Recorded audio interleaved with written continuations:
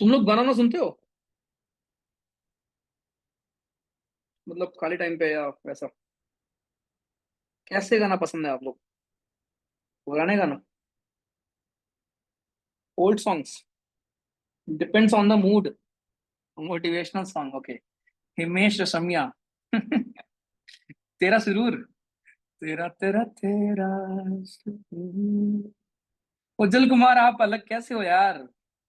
Link भेज रखा है, उससे ज्वाइन कर लो दोस्त। और किसी को इशू नहीं है यार। कैसे बफर नहीं हो सकता भाई? नेटवर्क थोड़ा सही करना पड़ेगा अपने साइड पर भी यार। मेरे यहाँ पे नेट सही है यार, देखो। तेरा तेरा तेरा। तो ये मैं एकदम गांव में हूँ तब ये हाल है, ठीक है। लखनऊ जाऊंगा तो वहां पे 500 आएगा, 500 Mbps। बट यहाँ भी कोई दिक्कत नहीं होगी किसी को।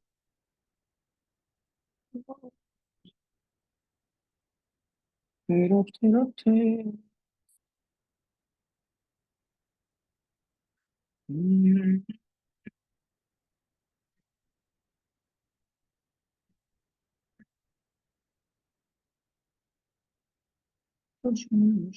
और पता है पढ़ाने में जो मेन चीज यूज होती है वो होती है अपलोड स्पीड। ये अगर कुछ भी है ना, एनफ होती है पढ़ाने के लिए। ठीक। चलो वापस आते हैं। तो भाई सब लोग आगे होंगे ऐसी मैं उम्मीद करता हूँ। एक second. Kailash Kher plus Pawan Singh. Energy होनी चाहिए गाने में, पंजाबी आगे हुए, ओके।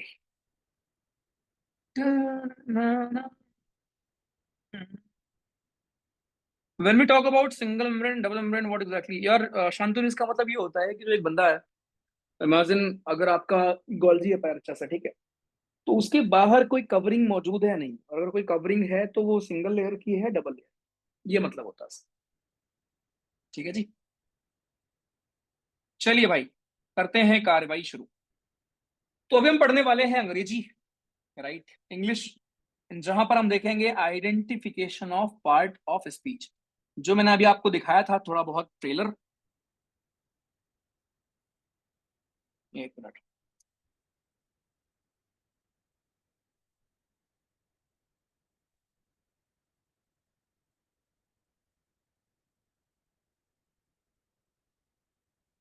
तुझे मैंने सुनी है, मेरे लिए, तुझे मैंने। चलो। सो इंग्लिश का पोर्शन है हमारा पार्ट ऑफ स्पीच का, जो हमें भाइयों यहाँ पर पढ़ना होता है, जो हम यहाँ पर पढ़ेंगे, ठीक है। Part of speech. तो इसके 15 सवाल पिछली बार आए थे, और उम्मीद होगी हमें कि जब हम ये पूरा पढ़ लेंगे तो हम हर एक तरह के क्वेश्चन करने के लिए रेडी होंगे। ठीक है। तो पहले मैं आपको सिखाऊंगा नॉर्मली हम कैसे अप्रोच करते हैं, कैसे हम सीखते हैं। एंड सेकंड, उसके बाद एक और चीज मैं सिखाऊंगा आपको कि कुछ आपके ऐसे सवाल भी होते हैं जहां डायरेक्ट आपको बस याद करना होता है, ठीक है। कि अगर लास्ट में ये आ रहा है तो फिर यहाँ पर नाउन होगा, ये आ रहा है तो एडजेक्टिव होगा। वो भी मैं आपको सिखाऊंगा, ठीक है। तो जितने भी न्यू पैटर्न है वो भी आप सीखोगे। बट उसके पहले जो ओल्ड मेन मेथड है वो आप पहले सीखोगे। वो कैसे सीखोगे? जैसे अगर मान लो मैं यहाँ लिखता हूं, अगर मैं यहाँ लिखता हूं आई लव रिया, ठीक है। मान लो मैंने यहाँ पे लिखा आई लव रिया, ठीक है।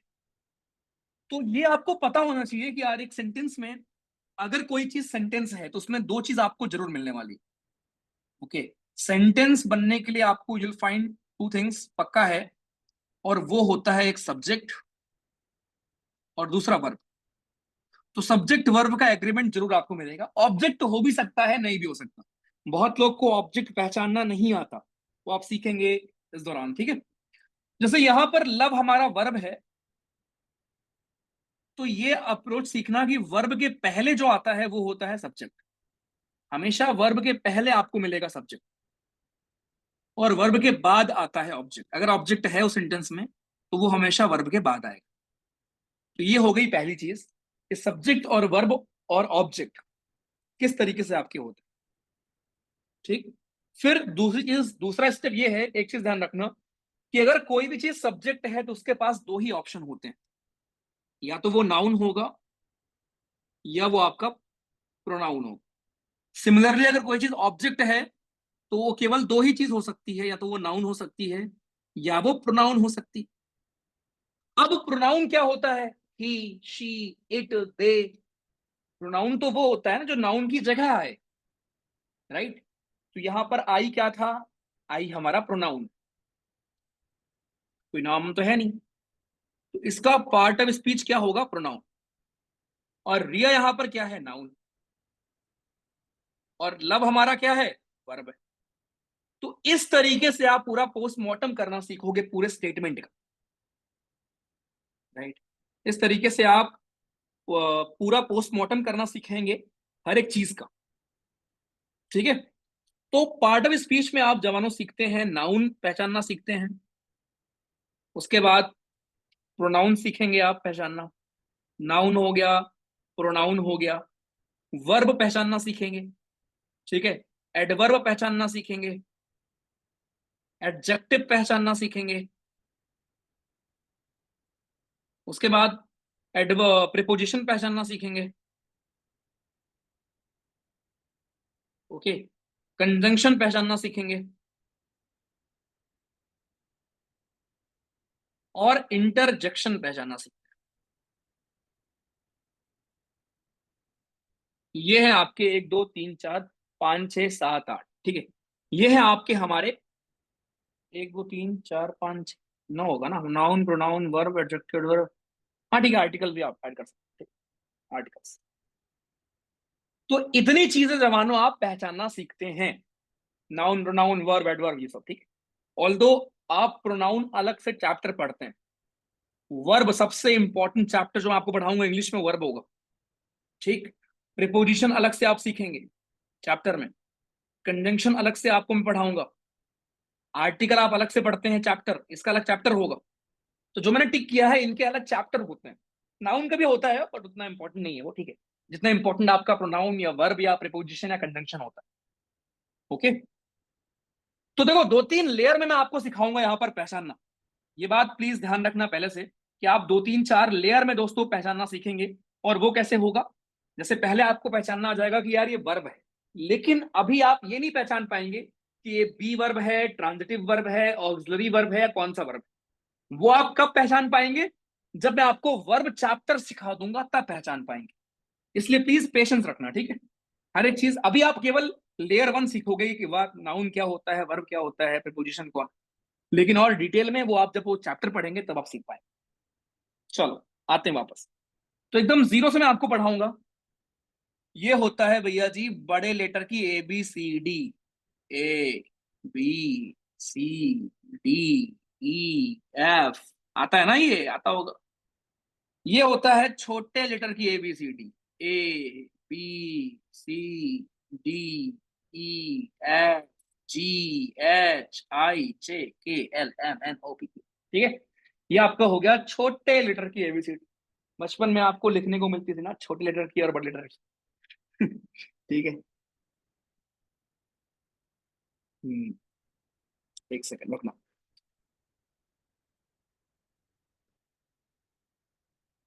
हम्म,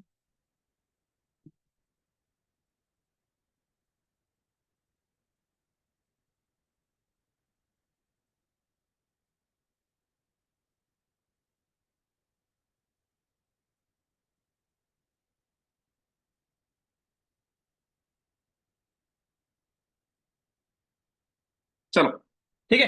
तो ये आपके बड़े लेटर की ABCD है ना, छोटे लेटर की, तो ये सब आपको आता होगा। अब इन्हीं ABCD, इन्हीं अल्फाबेट का यूज करके हम बनाते हैं क्या? हम बनाते हैं अपने वर्ड्स, ठीक है। इन सब का यूज करके मान लो कोई वर्ड बन गया अनुराग, तो इसको हम क्या बोलेंगे? इसको हम बोलेंगे कि यार ये एक वर्ड है। तो ये वर्ड कैसे बना होगा? ये वर्ड आपका बना होगा इन्हीं एबीसीडी का, इन्हीं अल्फाबेट का यूज करके, ठीक है। इन्हीं अल्फाबेट्स को हम यूज करके बनाएंगे क्या, हम वर्ड्स फ्रेम करेंगे। परफेक्ट, ठीक है, ओके। अब इन्हीं ग्रुप ऑफ वर्ड्स को हम क्या बोलते हैं, इन्हीं ग्रुप ऑफ वर्ड्स को हम फ्रेज बोलते हैं। तो पहले आपने अल्फाबेट सीखा, अल्फाबेट क्या होता है, वर्ड क्या होता है। अब फिर नंबर आता है फ्रेज का। व्हाट आर फ्रेजेस, फ्रेज क्या होता है भैया। तो भाई देखो, फ्रेज आपके वो होते हैं जिनमें कोई मीनिंग नहीं होती, मीनिंगलेस होते हैं। फ्रेज में कोई मीनिंग आपको देखने को नहीं मिलेगी। यहां सब्जेक्ट वर्ब का कोई एग्रीमेंट आपको देखने को नहीं मिलेगा। नॉर्मली मैंने लिखा एट हाउस, ये आपका एक फ्रेज है, ठीक है। मैंने लिखा इन द रूम, ये आपका एक फ्रेज है। तो फ्रेज में आपको सब्जेक्ट वर्ब ये सब नहीं मिलने वाला, ठीक है, ध्यान रखना। इसको हम बोलते हैं फ्रेज।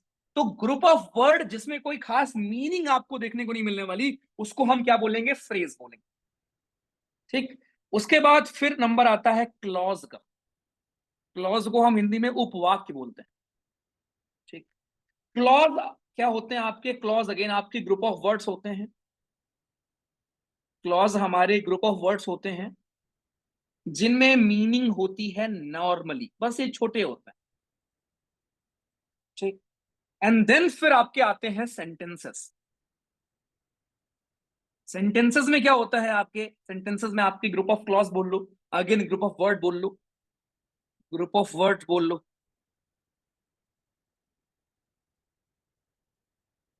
ठीक। इसमें बस ध्यान रखना कि ये आपके मीनिंगफुल होंगे हमेशा। सेंटेंस आपका हमेशा दोस्तों मीनिंगफुल होगा।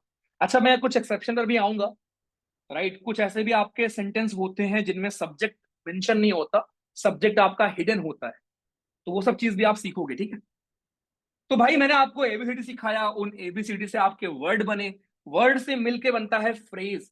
फ्रेज में कोई मीनिंग नहीं होता, लेकिन क्लॉज और सेंटेंस में मीनिंग होता है, ठीक। अब डिफरेंस मैं आपको दिखाता हूं, तीनों में डिफरेंस क्या है विद एग्जांपल। जैसे अगर मैं लिखूं यहां पर, आई विल मीट यू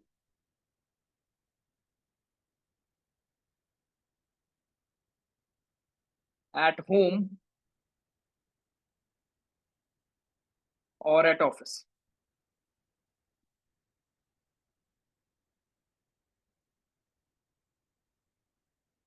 ठीक है। मैंने अगर यहां पे लिखा कि मैं आपसे मिलूंगा घर पर या फिर भैया ऑफिस में, कहीं पर तो मेरी आपसे मुलाकात होगी, राइट। अब अगर आप इसमें देखोगे ध्यान से जवानों, तो जो आपका खाली एट होम है, ये खाली इतना पोर्शन, ये जो खाली इतना पोर्शन है, ये क्या है भैया, ये आपका हमारा फ्रेज है। दीज आर फ्रेज, ये आपके फ्रेज है, ठीक है। लेकिन ये पूरा क्या है, ये पूरा आपका सेंटेंस, ठीक। तो सेंटेंस में आपको सब्जेक्ट मिलेगा, आपको वर्ब मिलेगा और मीनिंग मिलेगी कि मैं आपसे मिलूंगा घर पर या फिर ऑफिस में। तो दिस इज हमारा दोस्तों सब सेंटेंस। अब आप कंफ्यूज होंगे कि भैया फिर क्लॉज और सेंटेंस में क्या डिफरेंस, क्लॉज और सेंटेंस में क्या अंतर है।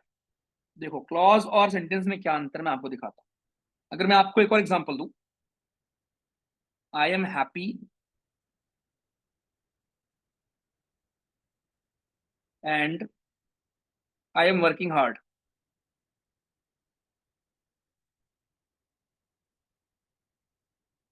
ठीक है। मैं खुश हूं और मैं मेहनत कर रहा हूं, मैं खुश हूं और आई एम वर्किंग हार्ड। अब अगर आप ध्यान से देखें भाइयों, यहां पर एक सब्जेक्ट है, ये आपका एक वर्ब है। अगेन अगर आपको अभी पहचाना नहीं आता, आ जाएगा, ठीक। यहां जो एक सब्जेक्ट है, यहां एक वर्ब, आई एम हैप्पी एक वाक्य देखो ये है, और आई एम वर्किंग हार्ड एक आपका ये, तो ये दोनों आपकी उपवाक्य हैं। तो ये आपका एक क्लॉज हो गया और ये दूसरा क्लॉज हो गया। लेकिन कोई पूछे पूरा क्या है, यहां से लेकर यहां तक क्या है ये पूरा, तो ये आपका सेंटेंस। तो सेंटेंस मतलब वाक्य होता है बड़ा सा, उसी वाक्य में छोटे छोटे उपवाक्य भी आपके हो सकते हैं, ठीक। तो खाली इतना क्या था, एक क्लॉज था, खाली इतना क्या था, एक क्लॉज था, लेकिन पूरा क्या था, आपका सेंटेंस था। तो मैं उम्मीद करता हूं कि आपको बेसिक समझ में आया होगा कि वर्ड, अल्फाबेट, पहले आपने देखा लेटर्स, लेटर्स ज्वाइन होते हैं बनाते हैं वर्ड्स, वर्ड्स ज्वाइन होकर बनाते हैं फ्रेजेस, उन फ्रेजेस में उतना कुछ खास मतलब नहीं होता, एंड देन फिर आपके हमारे वर्ड्स क्लॉज और सेंटेंस भी फॉर्म करते हैं, राइट। बस ये ध्यान रखना कि बड़े बड़े सेंटेंस में मल्टीपल क्लॉज भी आपके हो सकते हैं। क्लॉज का मतलब उपवाक्य होता है और सेंटेंस का मतलब वाक्य। बहुत बेसिक था आपके लिए, ठीक है। ओके, अब जरा मैं आपको एक चीज और यहां सिखा देता हूं, फिर हम आगे चलते हैं। प्लीज ध्यान रखना, जो आपके क्लॉज होते हैं वो दो प्रकार के होते हैं।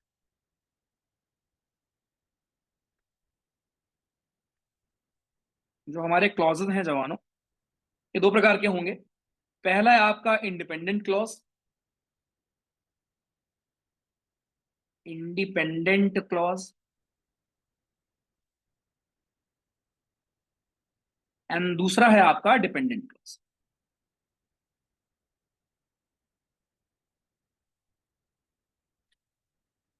ठीक है, independent clause and dependent clause. ठीक है, डिफरेंस क्या होता है? जो आपका इंडिपेंडेंट क्लॉज है दोस्तों, ये आपके किसी और पर डिपेंड नहीं करते, do not depend on others.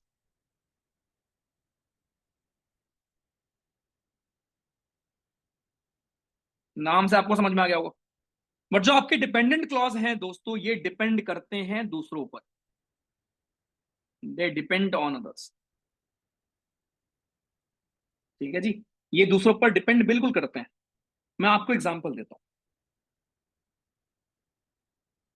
अगर मैं लिखूं ऑल्दो आई वॉज लेट,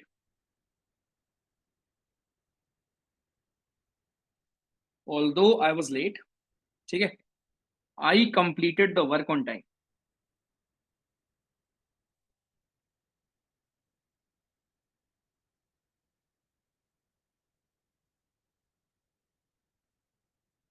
मुझे जरा सोच के बताओ, ऑल्दो आई वॉज लेट, ये क्लॉज मिल गया आपको, और ये दूसरा क्लॉज। ठीक है, ये पहला ये दूसरा। मुझे बताइए यहां पर कौन सा डिपेंडेंट है कौन सा इंडिपेंडेंट है? क्या दोनों ही डिपेंडेंट है या दोनों ही इंडिपेंडेंट है? क्या लगता है आप? सोच के जवानों बताइए।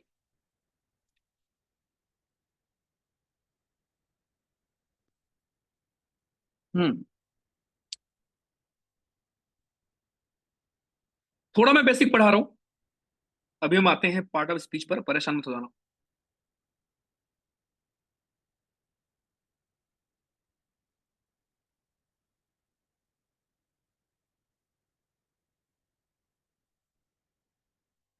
अभी मैं आपको जादू भी दिखाऊंगा एक, कैसे सेम वर्ड कुछ भी हो सकता है। ठीक है,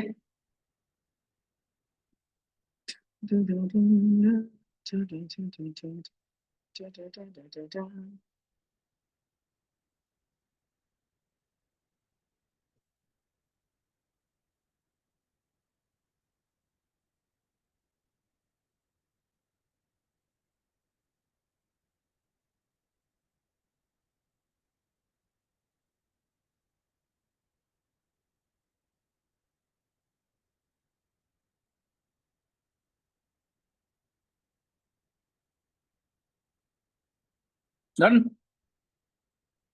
रिकॉर्डिंग ऑन है क्या? नहीं है क्या? ऑन तो है भाई। चलो ग्रेट, वेरी गुड। सो आपने सही गेस किया।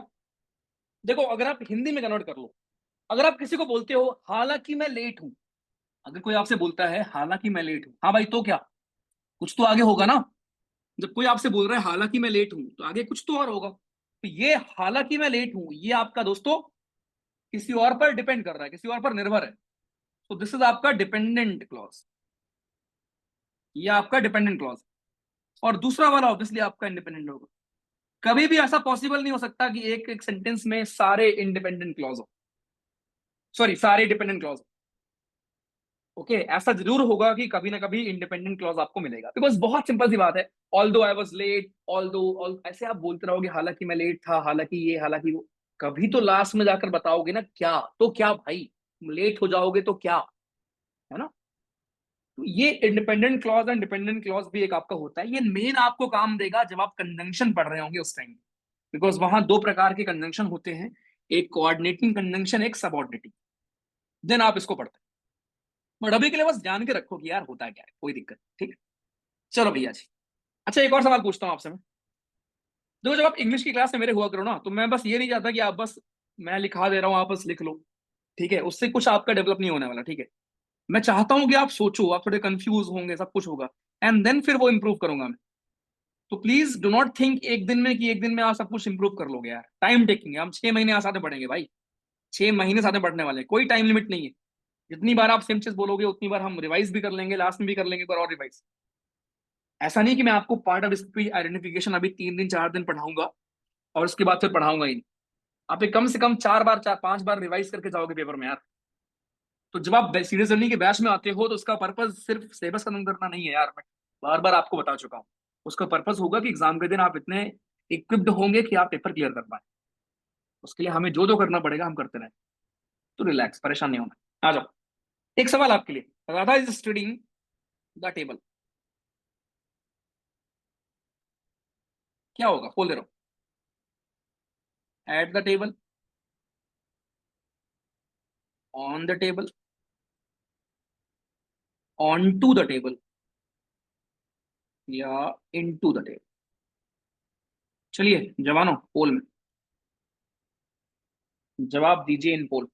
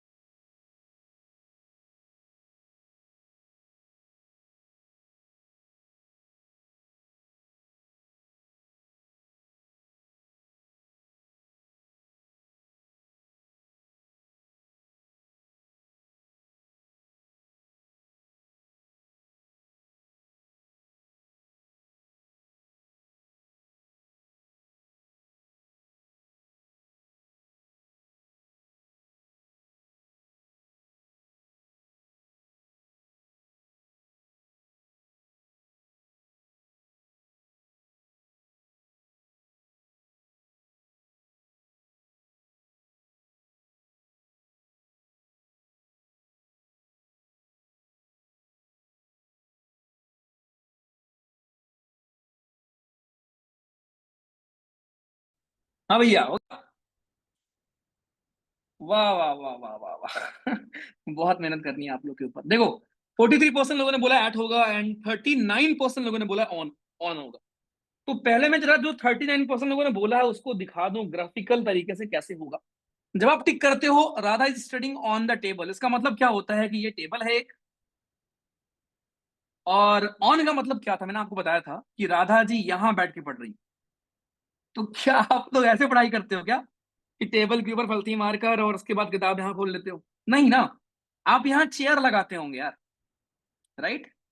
आपने यहाँ, ये चेयर है, क्या बन गई ये आप हैं, ठीक है। आप यहाँ चेयर में बैठते होंगे और फिर पढ़ते होंगे ना। तो ये एट द टेबल होगा, ऑन नहीं होगा कोई बात नहीं, ठीक है। ऑन का मतलब होता है कि आप टेबल के ऊपर बैठे हो यहाँ पर। तो अगर आप यहाँ बैठ के पढ़ते हो तो ठीक है, आपका आंसर सही था। बट ऑब्वियसली वहां बैठ के कोई नहीं पढ़ता, यहाँ बैठ के पढ़ता है, ठीक है। ऑन हो, सॉरी एट हो। चलो ठीक है, आ जाओ। ओके, अब हम आते हैं, पहले आप ये सीख लो कि सब्जेक्ट कैसे पहचानते हैं, बिकॉज सबसे बड़ा दिक्कत ये होता है लोगों को कि भैया हम सब्जेक्ट ही नहीं पहचान पाते।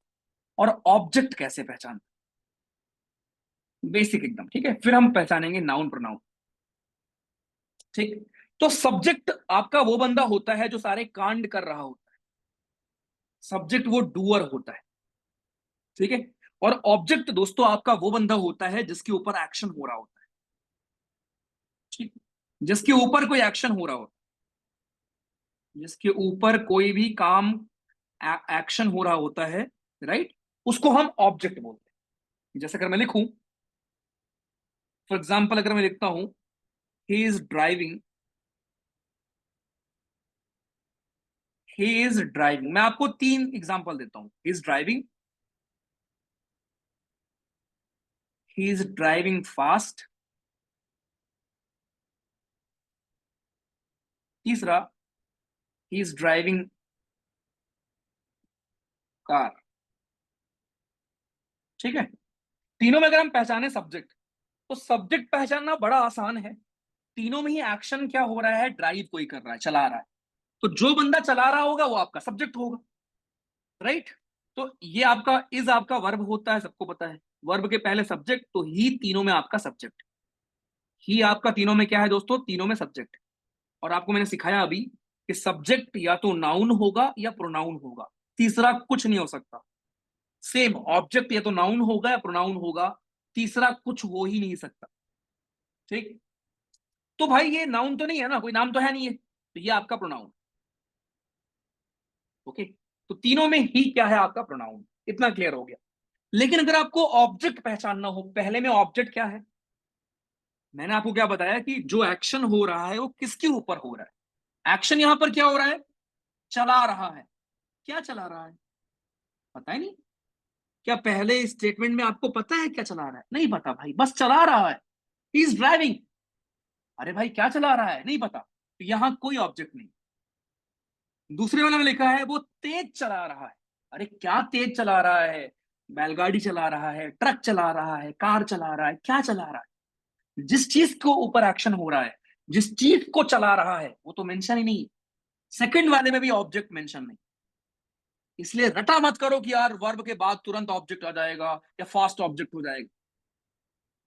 ओके, जिसके ऊपर एक्शन हो रहा होता है, पहले आप देखा करो वर्ब क्या है। वर्ब क्या है, चलाना। फिर आप सोचा करो अच्छा कौन चला रहा है, वो सब्जेक्ट हो गया। क्या चला रहा है, व्हाट। जो व्हाट का आंसर देता है वो आपका ऑब्जेक्ट। ठीक। व्हाट का आंसर अगर आप अपने सब्जेक्ट से पूछोगे कि भैया ये जो वर्ब हो रहा है, राइट, किसके ऊपर हो रहा है, जो आंसर देगा वो आपका ऑब्जेक्ट। तो यहां दोनों में ऑब्जेक्ट नहीं है, ये यहां मेंशन है कि भैया कार चला रहा है, तो कार दोस्तों आपका ऑब्जेक्ट। और आपको बताइए नाउन। इस तरीके से आप पहचानना सीखते हैं, एकदम बेसिक लेवल से। और कोई वर्ड मत रटना कभी जीवन में। मैं देखता हूं लोग रट लेते हैं, गुड तो भैया एडजेक्टिव होता है, क्वालिटी बता रहा है। अच्छा जरा बताओ, अगर मैं आपसे एक क्वेश्चन दूं, गुड इज हिज नेम, उसका नाम गुड है, अब क्या होगा, उसका नाम ही गुड है भैया लो। तो यहां पर गुड क्या है, तो पूछा आपसे एग्जाम में गुड का पार्ट ऑफ स्पीच क्या होगा, ये आपका वर्ब है।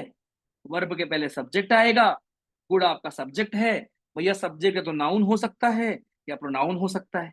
ये प्रोनाउन तो है नहीं, बिकॉज प्रोनाउन तो नाउन की जगह आता है, ही शी इट दे, ये सब प्रोनाउन होते हैं। तो ये आपका नाउन है, खत्म। तो गुड यहां पर नाउन है, एडजेक्टिव तो हो ही नहीं सकता। ठीक है जी। तो ये चीजें ध्यान रखना है, ऐसे आप पहचानते हैं सब्जेक्ट और ऑब्जेक्ट। तो पहली चीज, कुछ मत रखना कि कौन सा वर्ड क्या होता है, और जो आपको व्हाट का आंसर दे वो आपका होता है ऑब्जेक्ट, ध्यान रखना। जो बंदा व्हाट का आंसर देता है, ठीक है, वो बंदा आपका ऑब्जेक्ट होगा। ठीक है जी। चलो भैया जा, एक और चीज, ये हो गया आपका ये, ठीक है। अब आगे आते हैं। अब पहले मैं आपको सिखाता हूं नाउन पहचानना। अभी आपने ट्रेलर देख लिया, बट स्टिल हम दोबारा सीखते हैं। देखो नाउन पहचानने के बहुत सारे तरीके हैं। नाउन किसी भी सब सेंटेंस में सब्जेक्ट हो सकता है, किसी भी सेंटेंस में आपके ऑब्जेक्ट हो सकता है, ठीक। नाउन आपका प्रिपोजिशन के बाद आता है, बहुत तरीके हैं पहचानने के, या आर्टिकल के बाद में आता है नाउन आप, ठीक है, आर्टिकल के बाद में आ सकता है नाउन। तो ये सारे तरीके हैं नाउन पहचानने के। जैसे अगर मैं लिखूं राम इज प्लेइंग फुटबॉल,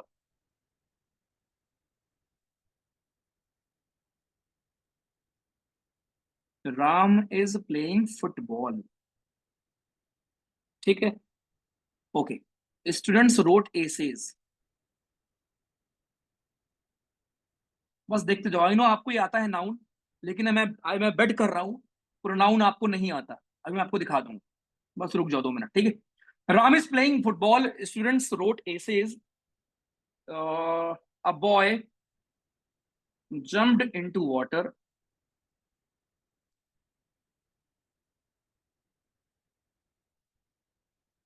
ठीक है। अब देखो ध्यान से, कैसे पहचानेंगे। देखो भैया, इज प्लेइंग हमारा वर्ब है, वर्ब के पहले क्या आएगा, सब्जेक्ट। राम यहां पर सब्जेक्ट है, और आपको पता है सब्जेक्ट या तो नाउन होगा या प्रोनाउन होगा। राम क्या है, नाउन है भैया, खत्म। इवन फुटबॉल क्या है, ऑब्जेक्ट है, और ये भी नाउन है। कितना आसान था पहचानना। रोट वर्ब है, किसने लिखा है, स्टूडेंट्स ने, ये नाउन है। क्या लिखा है, ऐसे लिखा है, ये भी नाउन। ठीक, ये देखो आर्टिकल के बाद में क्या आया है, नाउन आया है। वैसे भी वर्ब के पहले क्या आएगा, सब्जेक्ट। तो बॉय अगर सब्जेक्ट होगा तो वो नाउन ही हो सकता है। बहुत तरीके हैं। इनटू क्या है आपका, प्रिपोजिशन। प्रिपोजिशन के बाद में क्या आता है, उसका ऑब्जेक्ट, प्रिपोजिशन का ऑब्जेक्ट, और वो भी नाउन होगा या प्रोनाउन होगा, ये भी नाउन है। तो मतलब नाउन कुछ भी हो सकता है। नाउन सब्जेक्ट हो सकता है, प्रिपोजिशन के बाद में भी आता है, आर्टिकल के बाद में भी आता है, राइट, या ऑब्जेक्ट भी हो सकता है। ठीक है जी, इस बात को प्लीज ध्यान रखना। इतने तरीके से आप नाउन पहचान सकते हो। अच्छा, आप मुझे बताओ जरा, एक सवाल का जवाब। अ गुड बॉय, मैंने आपको भी सिखाया ना कि नाउन जो है वो आर्टिकल के बाद में आता है।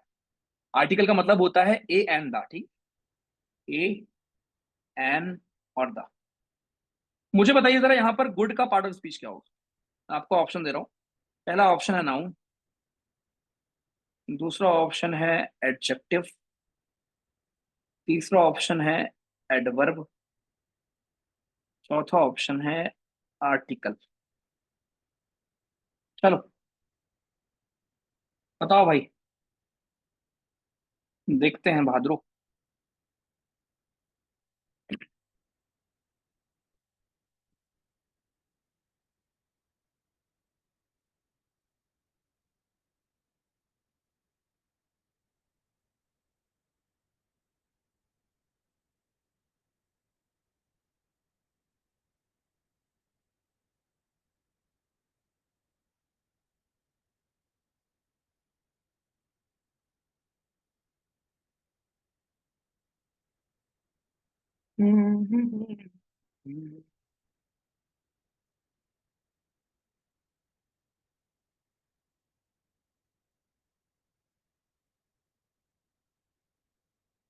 डन। कुछ लोग कंफ्यूज है।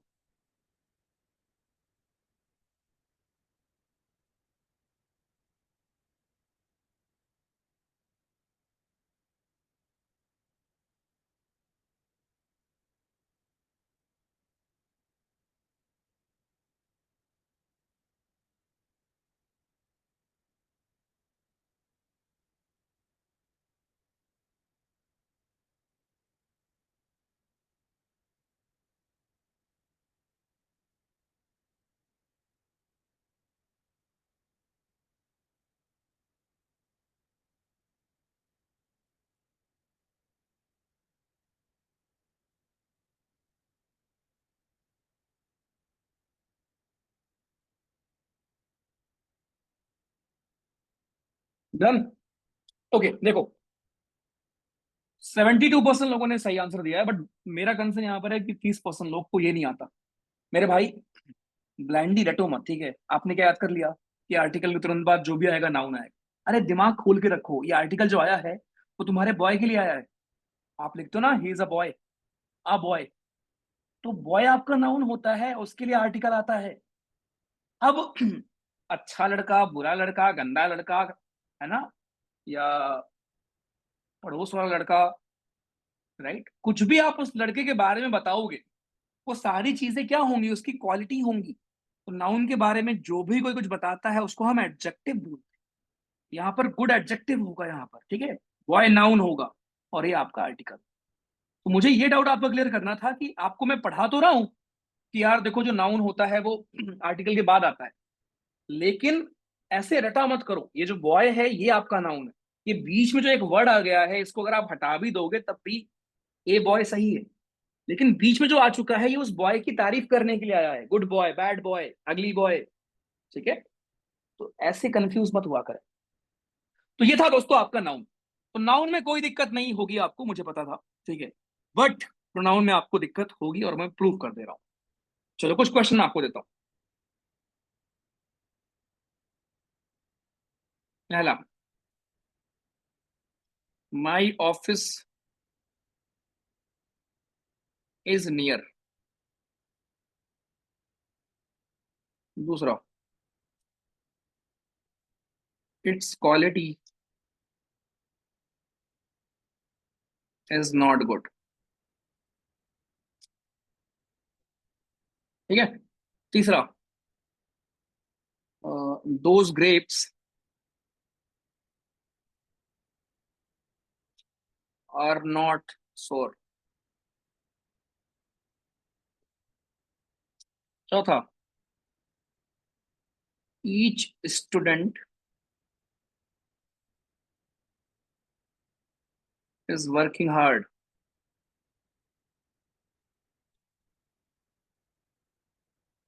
पांचवा, देयर आर मेनी स्टूडेंट्स।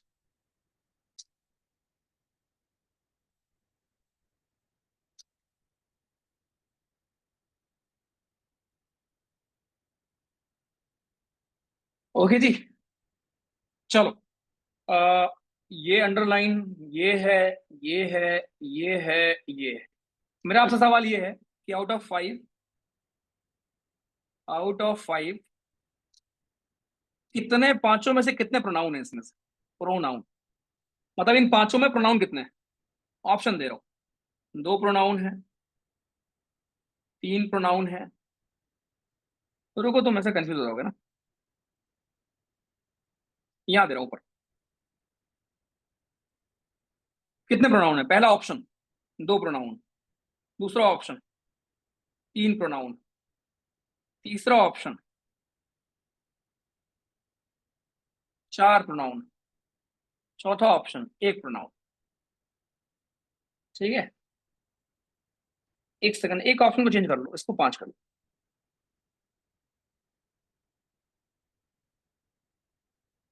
और इसको दो कर लो। चलो, अब बताओ, आउट ऑफ 5 कितने प्रोनाउन है? पांच में से बताओ। और अगर इस सवाल का जवाब 60% से ज्यादा लोगों ने सही दे दिया तो तुम लोग को फ्री पिज्जा डिलीवर होगा अभी घर पर सबके। बताओ। हम्म।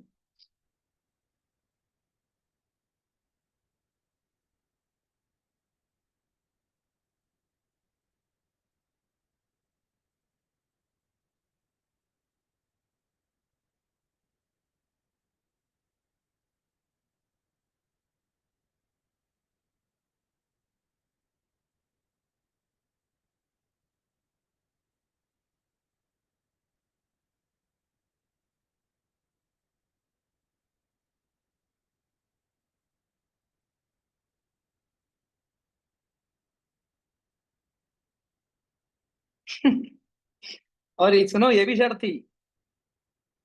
आधी शर्त तो बताया नहीं मैंने, कि अगर 30% के नीचे रहा तो तुम लोग खिलाओगे, ब्लिंकिट करोगे। नहीं, ब्लिंकिट मत करना, ऑफिस बंद है यार, मजाक कर रहा हूँ। इतने में कुछ लोग कर भी देते हैं। ऑफिस बंद है भाई।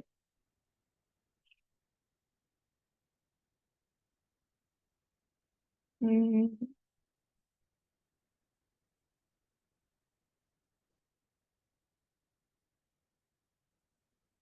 ओके। एक दो तीन चार सब लोग हैं, हाँ। दो तीन चार पाँच, तीन भी है। तीन तो मैंने ऑप्शन में दिया ही नहीं है। ऑप्शन गलत है। तो देखा, देखा बालक, आपको क्यों नहीं आता? क्योंकि आपको नहीं सिखाया गया है सब स्कूल में, ठीक है। लेकिन अब मैं सिखाऊंगा। अच्छा देखो भैया, देखो जरा ध्यान से। ओके, पहले मैं आपको एक डिफरेंस सिखाता हूँ, देखो। दो एग्जांपल दूंगा, उससे आपको समझ में आ जाएगा। अगर मैं लिखता हूं this is my house, this is my house, okay. और अगर मैं ये लिखूं this house is mine, this house is mine, दोनों में मेरे भाई डिफरेंस क्या है? देखो, इतना आप पहचान लेंगे, इज हमारा वर्ब है यहां पर इज वर्ब है। मैंने आपको भी सिखाया था कि वर्ब के पहले सब्जेक्ट आता है। तो यहां पर दिस क्या है? सब्जेक्ट। और आपको मैंने बता रखा है कि सब्जेक्ट या तो नाउन होगा या प्रोनाउन होगा। तो दिस नाउन तो है नहीं, दिस क्या है? प्रोनाउन। तो ऊपर वाले में दिस हमारा प्रोनाउन था। लेकिन नीचे वाले में अगर आप ध्यान से देखोगे तो वर्ब के पहले क्या आया है? सब्जेक्ट। तो यहां पर हाउस जो है वो सब्जेक्ट है हमारा, जो कि नाउन है। ठीक। अब यार नाउन और प्रोनाउन साथ में थोड़ी ना आएंगे। नाउन और प्रोनाउन साथ में नहीं आएंगे ना, unless it is reflexive pronoun, emphatic pronoun, वो बात की बात। बट नाउन की जगह प्रोनाउन आता है ना, राइट। और वैसे अगर आप ध्यान से देखो, ये जो दिस आया है वो नाउ हाउस को क्वालिफाई कर रहा है। क्वालिफाई करने का मतलब क्या होता है? उसके बारे में इंफॉर्मेशन प्रोवाइड करना। ये घर, वो घर, अच्छा घर, बुरा घर, खराब घर, बड़ा घर, छोटा घर, लाल घर, नीला घर, पीला घर, 4 घर, 5 घर, 10 घर, ये जितनी भी बातें मैंने बोली सारी चीजें आपकी एडजेक्टिव। ये दिस हमारा यहां पर क्या है? एडजेक्टिव होगा, क्योंकि वो नाउन को क्वालिफाई कर रहा है, नाउन के बारे में बता रहा है, ये घर, वो घर, है ना। कितना आसान। जब आप थोड़ा और आगे पढ़ेंगे तो मैं आपको ये भी बताऊंगा कि कौन सा एडजेक्टिव है ये, डिटरमाइनर क्या होते हैं, वो सब भी आप सीखेंगे। बट मैं रिपीट कर दूं फिर से, ठीक है। देखो, मैंने आपको ये बताया कि वर्ब के पहले सब्जेक्ट आता है भाई, तो आपका दिस यहाँ पर क्या है? सब्जेक्ट है। ओके, दिस हमारा यहाँ पर सब्जेक्ट है, और सब्जेक्ट नाउन होगा या प्रोनाउन होगा? तो ये आपका प्रोनाउन है। लेकिन नीचे आपका हाउस जो है वो सब्जेक्ट है, तो दिस आपका सब्जेक्ट नहीं हो सकता ना, हाउस सब्जेक्ट है, राइट। और हाउस के बारे में कोई कुछ बताएगा, वो आपका क्या होगा? एडजेक्टिव होगा। नाउन के बारे में कोई कुछ बताएगा, वो क्या होगा? एडजेक्टिव होगा। आपने एक सुना होगा ना, तुम हुस्न परी तुम जाने जहां, तुम सबसे हंसी तुम सबसे जवां, ये जितनी भी क्वालिटीज बताई गई हैं सारी आपकी एडजेक्टिव थी। ठीक। आज अब आते हैं वापस। इज हमारा वर्ब है, वर्ब के पहले सब्जेक्ट। ऑफिस आपका सब्जेक्ट है, यानी कि नाउन।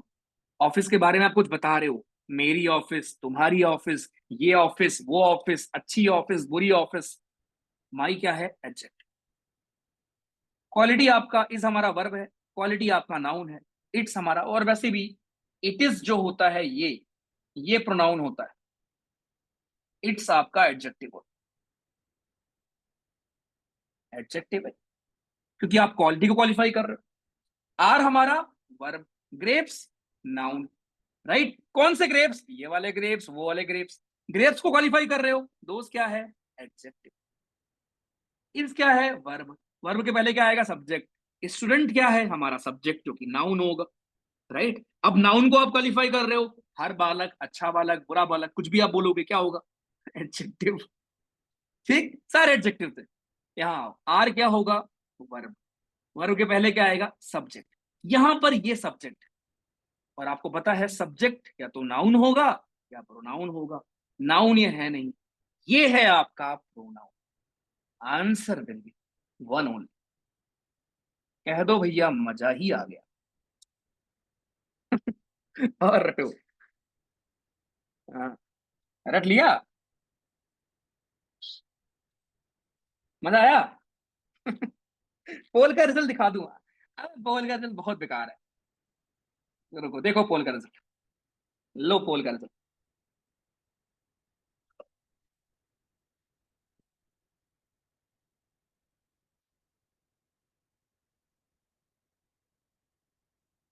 समझे? ये जिसने लिखा है ईच, तो डिटरमाइनर होगा। अबे लल्लू लाल, अभी सुने नहीं क्या तुम? मैं बोला तो ये आगे पढ़ोगे आप। अभी मैं एक और चीज ऐड कर दूं, उसमें पागल हो जाओगे। अभी एडजेक्टिव ही रखो, कौन सा एडजेक्टिव बाद में देखना तो। ठीक है, तो ये सारे एडजेक्टिव हैं, एक आपका खाली प्रोनाउन। तो मेरे भाइयों, ठीक है, जेमिनाई ने गलत बताया तो चैट जीपीटी जेमिनाई बंद कर दो, उनको नहीं आता इतना। ठीक है, आओ। तो मेरे भाई, ये है इंटरेस्टिंग चीज, और यहां से एग्जामिनर कंफ्यूज करता है। एक मैं आपको जादू दिखाता हूं, और उसके बाद फिर क्लास खत्म करते हैं। मिलेंगे नेक्स्ट क्लास में, आफ्टर वीकेंड। कल आपका मेंटर सेशन होगा, आपके ग्रुप में इंफॉर्मेशन मिल जाएगी। अभी आपको 3 दिन हुआ है आए हुए, राइट। एक हफ्ते लगते हैं हर चीज आपको समझने में। And again thank you so much for your patience again. ठीक है, बट मैं एक जादू आपको दिखाता हूँ उसके बाद। एक मैं आपको एग्जांपल देता हूँ, मान लो मैं लिखता हूँ द हेवेंस आर एबव। ठीक। The moral law is above civil law.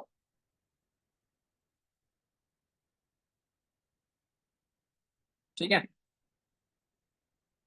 Analyse the above sentences.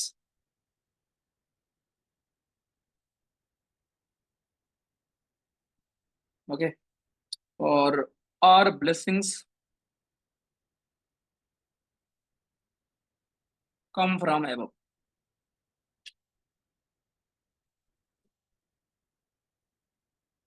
Okay भाई, यहां पर above क्या है, यहां पर above क्या है, यहां पर above क्या है, यहां पर above क्या है? उसके पहले मैंने आपको जो पोल में दिया था ग्रुप में, मैंने आपको एक सवाल दिया था, ही इज इन। ये सब मैं आगे आपको पढ़ाऊंगा, एडवर्ब कैसे पहचानना है, प्रीपोजिशन कैसे पहचानना है अगली क्लास में। लेकिन अभी के लिए देख लो, जो भी आपको वेयर का आंसर दे, याद कर लो, जो भी आपको वेयर का आंसर दे वो आपका हमेशा एडवर्ब ऑफ प्लेस होता है, वो आपका हमेशा एडवर्ब होता है। ठीक, हमेशा एडवर्ब। तो मैंने आपसे पूछा तुम कहां हो, और आपने बताया, मैंने आपसे पूछा कि वो कहां है, आपने बताया वो अंदर है, ही इज इन। वेयर का आंसर दे रहा है, ये इन आपका एडवर्ब था। अगर ऐसे लिखा होता, he is in the house, अब मैं आपसे पूछूं वो कहां है, आपका जवाब क्या होगा? हिंदी में बताओ मुझे भाइयों, क्वेश्चन रिपीट कर रहा हूं, ध्यान सुनना। ठीक है, मैं आपसे ये पूछ रहा हूं कि अगर मैंने आपसे सवाल पूछा कि भाई इस सेंटेंस में, ठीक है, कि भैया वो कहां है, आपका हिंदी में जवाब क्या होगा, जरा मुझे बताओ। मैंने आपसे पूछा वो कहां है, आपका जवाब क्या है? आपका जवाब क्या है? घर, खाली घर है आपका जवाब, या घर में है? घर या घर में, घर या घर में, घर में, राइट। आपका जवाब क्या है? घर के अंदर है या घर में है? तो वेयर का आंसर कौन दे रहा है? घर के अंदर या घर में? तो ये पूरा आपका होगा एडवर्ब, क्योंकि वेयर का आंसर खाली हाउस नहीं दे रहा है। मैं आपसे पूछूंगा तुम कहां हो, क्या आपका जवाब घर होगा क्या? आपका जवाब होगा घर में हूं या घर के अंदर हूं। तो वेयर का आंसर ये पूरा लाइन दे रहा है, तो ये पूरा आपका एडवर्ब होगा। और एक से ज्यादा वर्ड हैं तो ये एडवर्ब फ्रेज होगा। लेकिन अगर मैं इंडिविजुअल पूछूं आपसे कि जरा मुझे बताओ खाली इन क्या है, तो खाली इन प्रीपोजिशन है। खाली दा क्या है? आर्टिकल है। खाली हाउस क्या है? नाउन। लेकिन मैं पूछूं एग्जाम में, ये पूरा क्या है? ये पूरा एडवर्ब फ्रेज है, क्योंकि ये पूरा वेयर का आंसर है। That is the beauty of identification of part of speech. ठीक, आ जाओ, ये पढ़ाऊंगा मैं आपको, ठीक है, रिलैक्स। ये प्रीपोजिशन के बाद ऑब्जेक्ट आता है, सब आप सीखोगे। ठीक, एक क्लास और लगेगी इसकी, और इसके बाद फिर हम जो रटने वाली चीज है कि लास्ट में आई ओ एन आया है तो उसमें क्या है, एंड उसके बाद फिर लास्ट 2 सालों के हम जो भी क्लास में ही, ठीक है, जो भी एनडीए सीडीएस के पीवाईक्यूज हैं पार्ट ऑफ स्पीच के, वो भी कर लेंगे यहीं पर। आ जाओ, एक और चीज, अब मैंने आपको ये दिखाया, देखो ध्यान से। हेवंस कहाँ है, मैंने हेवन पूछा आपसे, भैया ये स्वर्ग कहाँ है जी? आपका जवाब क्या होगा? ऊपर है। वेयर का आंसर दे रहे हो, तो एवब क्या होगा यहाँ पर? एडवर्ब होगा। ठीक, मोरल लॉ जो है वो सिविल लॉ के ऊपर है, ये एवब यहाँ पर प्रिपोजिशन है। प्रिपोजिशन के बाद में आता है ऑब्जेक्ट, सिविल लॉ यहाँ पर ऑब्जेक्ट है आपका। एनालाइज करो एबव सेंटेंसेस को, ये द आया है आपके नाउन के लिए। सेंटेंस आपका नाउन है, उस नाउन को क्वालिफाई कर रहा है कौन? एडजेक्टिव। यहाँ पर एबव क्या था? एडजेक्टिव। हमारी ब्लेसिंग्स आती हैं कहां से? ऊपर से आती हैं। फ्रॉम आपका प्रिपोजिशन है, प्रिपोजिशन के बाद में आता है ऑब्जेक्ट, यहाँ पर एबव ऑब्जेक्ट है। ऑब्जेक्ट नाउन होगा या प्रोनाउन होगा, या आपका नाउन है, यहाँ पर एबव नाउन था। सेम वर्ड, यहाँ पर एडवर्ब है, यहाँ प्रिपोजिशन है, या यहाँ आपका एडजेक्टिव है, यहाँ आपका नाउन। तो रटना बंद कर दो, clear?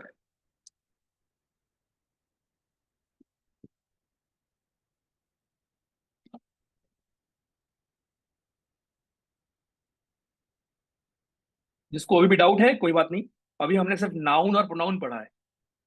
Okay, adjective, adverb, conjunction, preposition पहचानना सीखेंगे हम अगली क्लास में। जिसको आ गया अच्छी बात है, और किसी ने रिपीट बोला मैं टांग दूंगा, उसको ध्यान रखना। इतने आराम से पढ़ा रहा हूँ मैं, क्या रिपीट करूँ मैं इसमें? क्या रिपीट करूँ यार? भैया मेरे, भैया मोरल एडजेक्टिव होगा, इस वाले क्वेश्चन में। हाँ बिल्कुल, लॉ आपका नाउन है, मोरल आपका एडजेक्टिव। टेंस प्रैक्टिस के आंसर मैं भिजवा दूंगा भाई, ओ क्यों परेशान हो। एक और बार एग्जांपल, अरे भाई बालक पार्टी। देखो वेयर का आंसर दे रहा था, एडवर्ब हो गया, है ना। यहाँ प्रीपोजिशन के बाद में आता है ऑब्जेक्ट, ये प्रीपोजिशन हो गया। सेंटेंस नाउन है, नाउन के बारे में कोई बता रहा होगा, एडजेक्टिव होगा। यहाँ देखो प्रीपोजिशन के बाद में जो आता है वो आपका ऑब्जेक्ट होता है, अब ऑब्जेक्ट होगा तो वो नाउन होगा। ठीक, चलो जी ठीक है। ओके, तो होपफुली आपको मजा आया होगा। लास्ट में एडवर्ब होगा, नहीं दोस्त, एडवर्ब पता क्या होगा, हमारी ब्लेसिंग्स कहाँ से आती है, ऊपर से आती है। अब देखो यही एक ने बोला है कि भैया लास्ट वाले में एबव एडवर्ब होगा, अगर ये पूरे के नीचे होता अंडरलाइन तब होता एडवर्ब। क्यों? क्योंकि जब आपसे पूछूंगा हमारी ब्लेसिंग्स कहाँ से आती है, तो आपका जवाब ऊपर नहीं होगा, आपका जवाब होगा ऊपर से। तो पूरा ऊपर से होगा हमारा एडवर्ब। तो फ्रॉम एबव है आपका एडवर्ब फ्रेज, लेकिन खाली फ्रॉम है प्रीपोजिशन, खाली एबव है नाउन। ठीक है बालक पाठ, आपसे पढ़ने में टाइम का पता नहीं लगता, लेकिन मुझे मालूम चलता है पायल से। तुम्हें तो बस कहानी सुननी होती है यार। ठीक है, ओके, चलो, thank you so much. Weekly test अभी रुक जाओ, थोड़ा पढ़ तो लो। सुपर 100 टेस्ट के बाद एक हफ्ते बाद से, यानी मान लो 10 नवंबर के बाद से आपके फुल टेस्ट स्टार्ट होंगे, तब तक बायो खत्म हो चुकी होगी, केमिस्ट्री हम पढ़ रहे होंगे। ठीक है, उसके बाद से आपके फुल टेस्ट स्टार्ट होंगे वीकेंड पे, हर वीकेंड। थोड़ा पढ़ तो लो, अभी से फुल टेस्ट कर कोई मतलब नहीं है। चलो take care, good night. Google form के लिए ऑल द बेस्ट, 9 बजे आपको मिल जाएगा। प्लीज कर लिया वो गूगल फॉर्म, टाइम निकाल लिया करो यार, ठीक है। आपको पता नहीं है, छोटी छोटी चीजें, एक गलतियों वाली कॉपी बना लो, मतलब सोचो कितना आसान है इम्प्रूव करना। अगर आप ऑनेस्ट हो तो आपको बस क्लास देखना है, लाइव नहीं, आप अरे रिकॉर्डिंग देख लो 1.5x करके, वो कॉन्सेप्ट समझना है, फिर उसी चीज की प्रैक्टिस कर लो, या कुछ और अगर प्रैक्टिस में मिल रहा है वो प्रैक्टिस कर लो, जो गलती करो उसको ऑनेस्टी से नोट कर लो। टॉप करने के चक्कर में मत पड़ना है यहाँ के टेस्ट में यार, बस फिर उसको रिवाइज कर लो। जो गलती आप 6 महीने करोगे, उन गलतियों को ही रिवाइज कर लोगे, एग्जामिनेशन में वो गलती नहीं होगी, खत्म। इतना इंश्योर करना है आप। चलो गुड नाइट, टेक केयर, खुश रहो, बाय बाय।